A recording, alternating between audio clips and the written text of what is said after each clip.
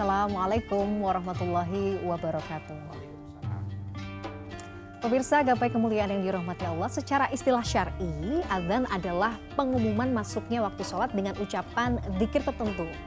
Azan ini disyariatkan di Madinah pada tahun pertama Hijriah, dan azan juga merupakan syiar Islam yang agung, menjadi tanda keimanan seorang hamba dan membuat hati menjadi tentram dan jiwa menjadi tenang. Di dalam sunnah-sunnah yang menyertai azan pun terdapat pahala yang melimpah. Oleh karena itu sebagai seorang muslim selayaknya kita memuliakan dan mengagungkan suara azan yang kita dengar.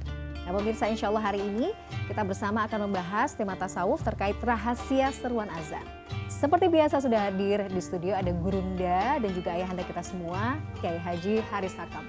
Assalamualaikum Pak Kiai. Waalaikumsalam warahmatullahi wabarakatuh. Sehat Mbak Mila. Alhamdulillah, seneng deh ngeliat Pak Kiai selalu sehat. Amin. Selalu amin. energik ya. Alhamdulillah. Nggak mau kalah yang muda ini ya. Iya, berkat doanya pemirsa. Amin, amin. Kita doakan semoga Pak Kiai senantiasa sehat. Jadi nggak capek-capek, nggak lelah-lelah untuk berbagi ilmu. Insya Allah. Amin, amin. Amin. Nah bagi Anda pemirsa yang juga memiliki pertanyaan, Anda bisa mengirimkan pertanyaan Anda berupa teks maupun video melalui nomor WhatsApp yang tertera di layar kaca. Anda juga berkesempatan untuk bertanya langsung kepada Pak Kiai melalui sambungan Zoom yang nanti akan ditentukan oleh tim Gapai Kemuliaan teknisnya. Lanjut, Pak Kiai, bicara soal rahasia seruan azan. Setiap hari kita dengar suara azan 5 kali sehari. Saking mungkin biasanya ya, karena dengar tuh kita jadi merasanya kayak, oh ya udah azan. Nggak ada apa ya, hati tuh nggak tergerak langsung sholat apa. Oke, langsung semangat misalnya ke masjid misalnya untuk laki-laki mau sholat berjamaah, rasa-rasanya tuh itu perlu dibangun. Tapi sebenarnya kan kita juga harus paham betul sejatinya syariat azan itu apa sih yang kemudian Allah ingin sampaikan. Nah bagaimana kemudian terutama dalam perspektif tasawuf ya Pak Kiai ya, terkait memaknai azan ini. Tafadhol. Baik, bismillah walhamdulillah wassalatu wassalamu ala rasulillah amma ba'du. Para pemirsa Mbak Mila dan yang hadir pada kesempatan ini. Saya sepertinya menganggap perlu untuk memberitahukan bagi yang belum tahu dan mengingatkan bagi yang sudah pernah membaca. Bahwa syariat azan itu setelah disyariatkannya sholat. Betul. Jadi pada awal sholat itu tidak ada azannya. Sehingga kalau mereka ingin sholat berjamaah itu yang dilakukan dengan pemberitahuan azan itu dengan memukul lonceng. Oh, oke. Ya, memukul lonceng. Nah, kemudian ada yang memukul tetabuhan ya, anggaplah seperti beduk. Beduk ya. Dan nanti kalau mereka itu sholat malam, isya dan subuh, maka mereka membuat api unggun sehingga dari jauh bisa kelihatan. Baru pada waktu berikutnya itu ada 2 orang sahabat, Sayyidina Umar Ibnul Khattab dan 1 orang lagi yang bermimpi. Dalam mimpinya itu punya kesamaan tema gitu. Diajarkan al-kalimatu thayyibah, kalimat-kalimat yang thayyib. Kemudian dua-duanya menyampaikan kepada Nabi, maka Nabi mengatakan jadikan saja itu azan. Jadi sebenarnya itu bukan langsung kepada bukan dari Rasulullah. Nabi, bukan.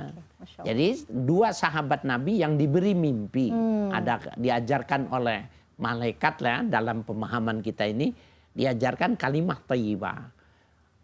Karena 2 orang ini dan sama ini, maka ini juga menjadi sebuah gambaran bahwa kriteria sesuatu itu yang mesti dari Nabi, sebenarnya kriteria hadis Nabi itu apabila dari orang pun, dari budaya pun, dari faktor eksternal, apabila Nabi mengikrarkan, maka itu juga disebut hadis Nabi juga. Oh, oke. Apalagi intinya adalah ketika Nabi sudah approve. Ya, gitu ya Pak Kiai ya? Sama, kedudukannya sama. Betul. Maka dijadikan azan. Maka dipilihlah orang yang suaranya keras, karena belum ada loudspeaker, ya, betul. Keras dan suaranya bagus.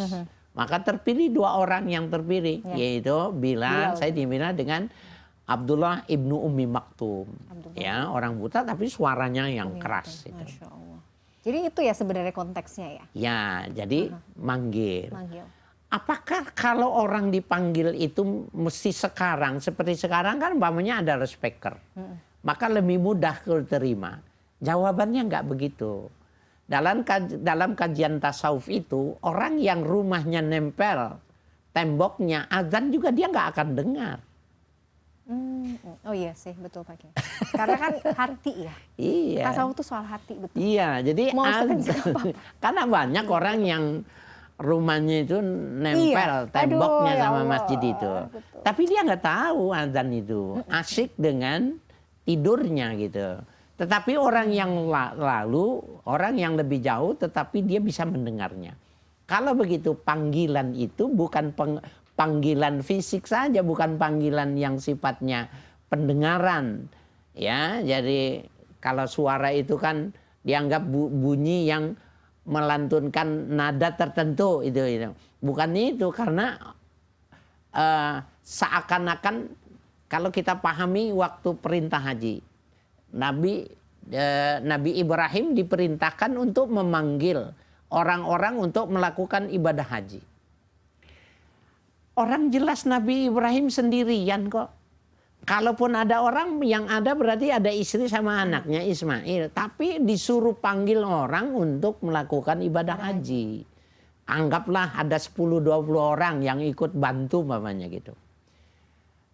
Tetapi ketika panggilan itu dipanggil benar oleh Nabi Ibrahim untuk orang bisa melakukan ibadah haji, maka tembus ke alam arwah. Sehingga orang sampai hari kiamat pun yang disebut dengan arwahul muslimin, dia bisa memahami itu panggilan itu. Jadi melintasi batas ruang dan waktu gitu loh. Nah, ada koneksi yang rohani yang bisa dipanggil antara ruh dengan panggilannya Nabi Ibrahim. Begitu juga dengan azan. Walaupun dia jauh, walaupun tidak azan, ketika dipanggil Allahu Akbar, Allahu Akbar, ayamnya juga berkukuruyuk, orang itu pun juga segera bangun. Padahal cuma kalau dengerin cuma sedikit suaranya itu. Ya. Nah, Jadi itu. Masya Allah ya, sebenarnya bagaimana kemudian sebenarnya kita itu harus apa ya Pak Kiai, mendidik diri, mendidik hati, Ya. supaya kita itu memang peka. Begitu, ini kan sebenarnya kalau kita lihat ya, kalau kita resapi betul, yang namanya azan itu kan panggilan sholat. Allah loh yang manggil, hei hambaku datang sholat gitu. Tapi kan kita kayak masih ngantuk nih, akan waktu sholat masih lama, ntar aja gitu. Masih begitu, jadi bagaimana kita seharusnya mendidik hati dan diri langsung. Iya, ulama-ulama mengajarkan tuh begini. Kenapa kalau kita nonton sepak bola minta jam 2, jam 3 kok pas? Iya. Nah, kita belajar dari itu gitu loh. Okay. Karena dia bisa bangun tepat waktunya jam 12 siaran langsung dari Brazil mamanya. Dari mana negara yang kita sukain. Kenapa siap bangunnya itu? Karena kita suka. Jadi ketika azan yang tidak menggugah perasaan, berarti sukanya yang rendah. Iya, betul. Nah, berarti yang dinaikkan itu bukan pendengarannya, tapi kecintaannya yang mesti dinaikkan. Volumenya itu. Nah, kalau dia suka dengan panggilan itu, ada orang nih di masjid-masjid, kasusnya bukan 1-2. Dia bilang sama pengurus masjid, itu bisa nggak speakernya nggak menghadap rumah saya? Atau bisa nggak speakernya cukup 1 aja, kenapa mesti 4 namanya? Nah, sebenarnya bisa jadi kalau bicara tentang kemanusiaan dia terganggu nih gitu. Dalam kajian kita mestinya bukan kita membenarkan orang itu. Azan itu kalau sudah disuruh sama Allah, sudah disyariatkan oleh Nabi, kerjain aja. Maka dia yang jauh pun pasti masuk ke telinganya walaupun tidak menggunakan speaker. Pasti kita panggil. Begitulah Nabi Ibrahim memanggil orang-orang untuk melakukan ibadah haji. Oke. Dan penting itu tadi ya Pak Kiai ya. Panggilan azan itu juga memang apa ya, dilakukan pada orang yang memang memiliki kapasitas ya. Kadang-kadang kan ada yang suaranya wow gitu ya Pak Kiai ya. Udah harus membangun semangat buat sholat, yang juga susah saya rasa ya. Maksudnya perlu effort. Tapi kalau kita dengernya azannya nggak enak juga kan juga nggak pas ya Pak? Ya, dari sisi kemanusiaan itu dipertimbangkan. Suaranya yang keras, suaranya yang bagus, dan dia menguasai nagom. Artinya jenis-jenis azan ya, karena variannya banyak banget tuh. Nah, itu kalau dia pilih kan jadi menarik ya. Oke. Saat riset saya baca bahwa ada sebuah hadis yang menyatakan bahwa kedudukan muazin itu lebih utama dibandingkan dengan imam. Ya. Bagaimana menjelaskannya ya Pak Kiai? Nah, di dalam Al-Quran Allah Subhanahu wa taala berfirman, "Wa man ahsanu qawlan mimman da'a ilallah."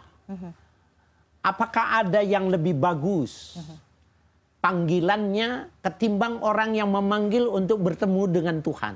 Iya. Ayat itu ulama-ulama tafsir mengatakan itu muadzin. Betul. Adakah panggilan yang lebih bagus? Yang panggilan itu mengajak orang untuk ya mendekat kepada Allah. Termasuk imamnya, kan itu dipanggil sama muadzin. Itu mengapa muadzin kedudukannya lebih tinggi utama. Karena dia datangnya lebih awal.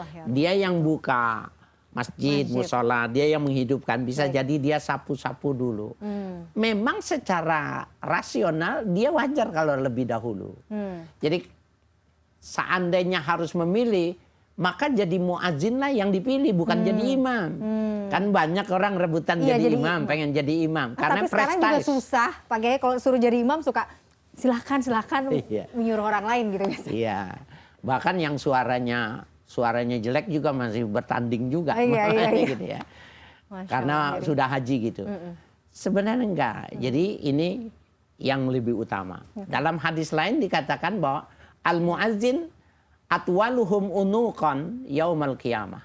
Muazzin itu orang yang paling panjang lehernya. Panjang lehernya di yaumil qiyamah. Nah, maksudnya? Kalau saya menerjemahkannya itu yang paling jenjang lehernya. Jadi kalau ada Miss Universe dan lain sebagainya, yang menang itu enggak yang pendek, pasti yang jenjang. Sehingga bajunya yang itu proporsional. Jadi orang yang ganteng maknanya. Siapa yang paling ganteng di sorga itu nanti muadzin. Salah satunya muadzin. Masya Allah. Menarik sekali kita bahas. Masih banyak pertanyaan-pertanyaan yang perlu jawaban Pak Kiai. Kita harus sudah dulu. Pemirsa jangan kemana-mana. Gapai Kemuliaan masih akan kembali sesaat lagi.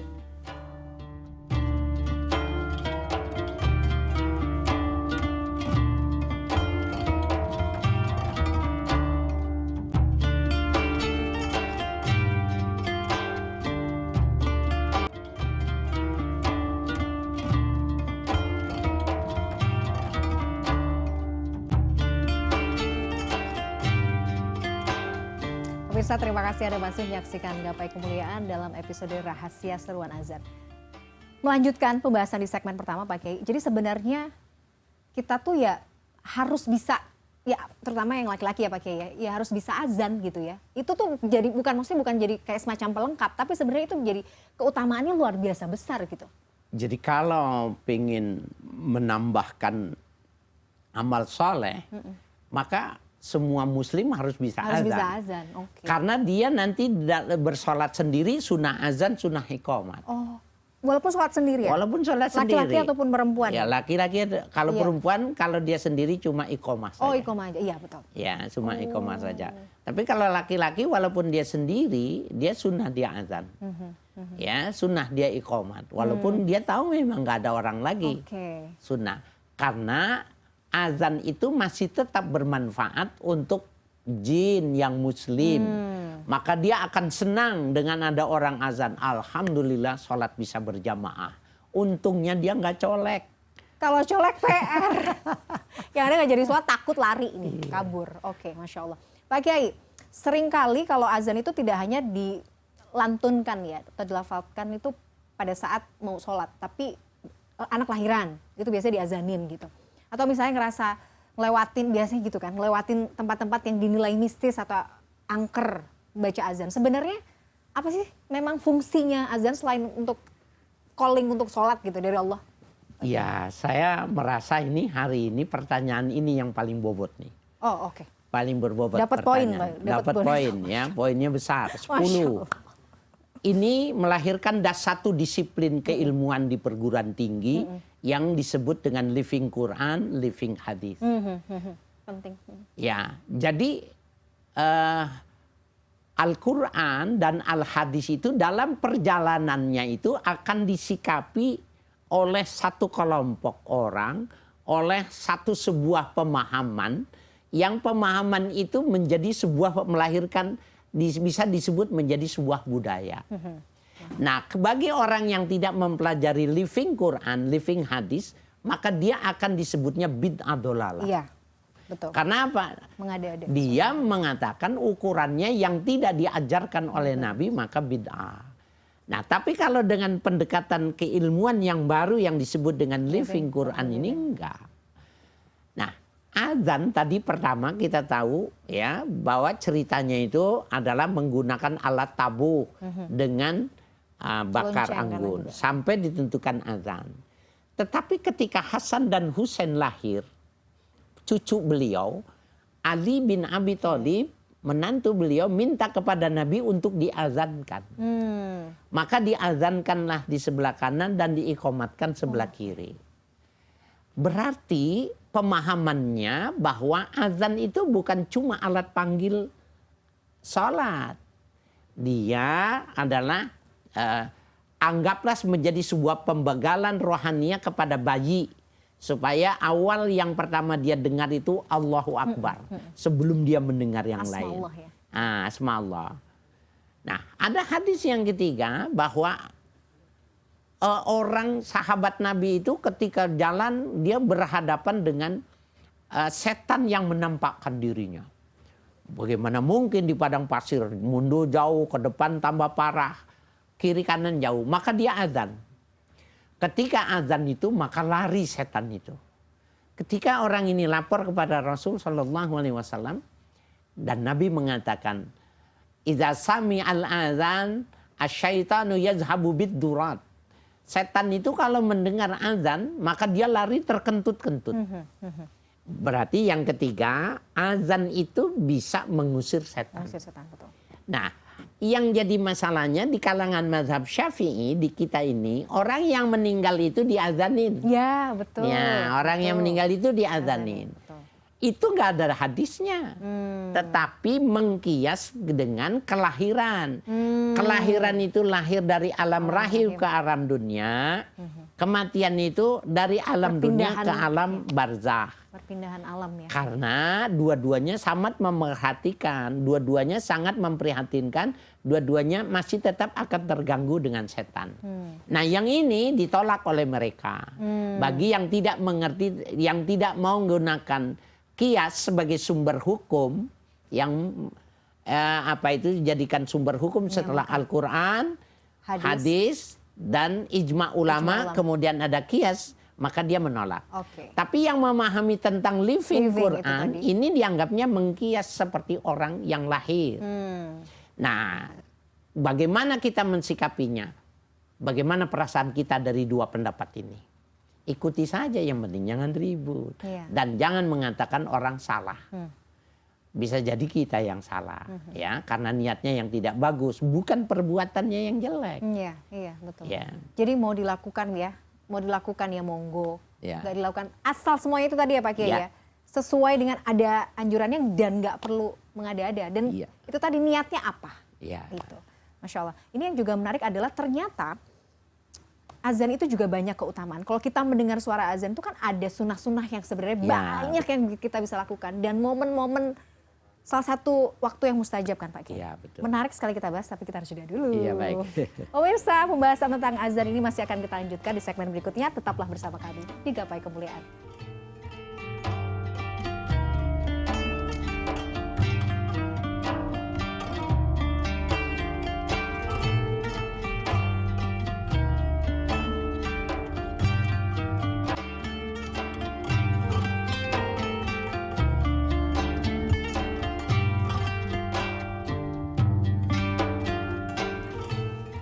Pemirsa, terima kasih Anda masih menyaksikan Gapai Kemuliaan dalam episode Rahasia Seruan Azan. Pak Kiai, jadi azan ini kan ternyata tidak hanya sekedar panggilan sholat semata, tidak hanya sekedar zikir tertentu lah begitu ya.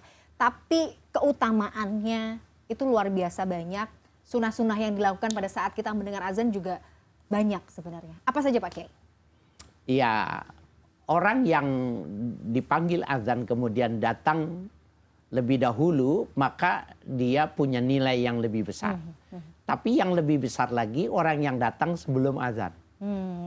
Ya, keteladanan-keteladanan yang diberikan oleh sahabat, para tabi'in dan ulama-ulama salaf, mereka itu datang sebelum waktunya azan. Kenapa? Jangan didahului oleh ayam. Ya. Karena memang ayam dia lebih sigap kepekaannya di dalam bertasbih kepada Allah pada waktu-waktu beribadah itu. Nah, itu pertama.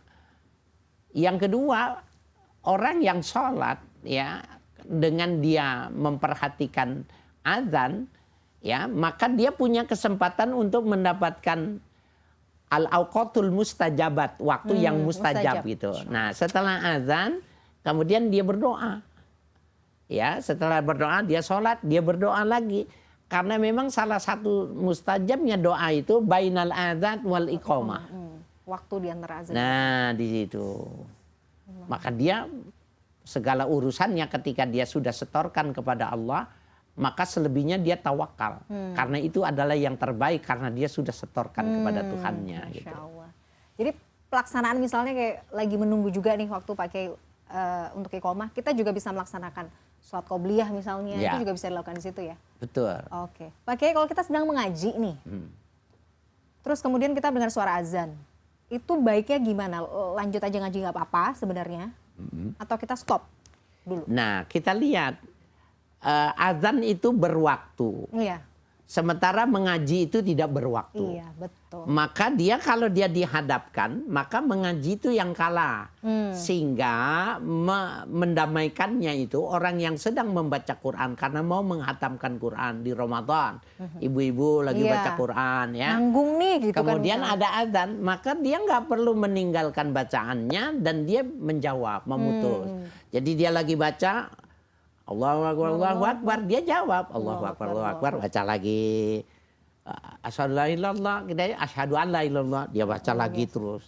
Jadi bacaannya diteruskan karena memang lebih diutama karena ini berwaktu, yang ini tidak berwaktu. Bisa fleksibel gitu Iya, ya. Tapi supaya nggak dua-duanya. kehilangan dua-duanya, ya udah disambung aja gitu, Memang nggak masalah begitu ya. prakteknya. Masya Allah, ini tambah ilmu lagi. Pak Kiai, kalau dalam azan subuh itu kan ada tambahan ya. As-salatu khairum minan naum. Itu tuh sebenarnya riwayatnya bagaimana Pak Kiai? Ya, memang ada kekhususan ya, karena memang peristiwa itu terjadi itu pada kondisi di mana mungkin kalau orang capek ya, kan zaman Nabi itu kalau berperang itu bukannya sehari 2 hari, lama gitu. Bahkan dalam satu riwayat pernah Nabi mau istirahat, yang siapa yang jaga? Maka ada yang nunjuk, aku yang jaga ya Rasulullah, jaga waktu maksudnya. Maka yang lainnya tidur semua. Ternyata yang jaga waktu tidur. Sehingga subuhnya kelewatan dari yang biasanya. Kan sangat manusiawi ya kalau kondisinya semacam itu. Sehingga memang azan itu menjadi sangat penting ya. Azan itu menjadi sangat luar biasa orang yang menjaga waktu itu. Karena dia mesti ngerti benar tentang waktu azan itu. Nah, orang merasa terbantu. Kan orang capek dan lain sebagainya akan terbantu kalau ada orang yang azan gitu. Apalagi itu tadi ya, khusus di waktu subuh tuh ada tambahan as-salatu khairum minan naum. Kalimat as-salatu khairum minan naum kasusnya itu. As-salatu khairum minan naum, dan jawabannya dia itu berbeda. Kalau dalam hadis kan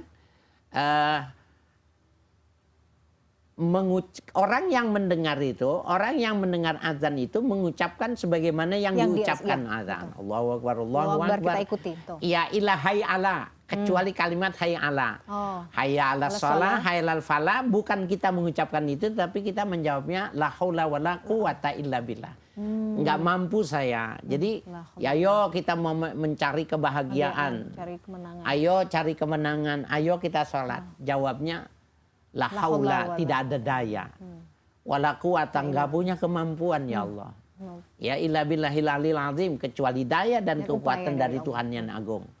Nah, itu menjadi sebuah pengakuan kenapa dia kuat tuh sholatnya ketika dia mengatakan itu. Karena dia diberikan, karena dia mengatakan saya nggak kuat kalau nggak ada haulah dan kuah dari engkau dari itu. Allah ya.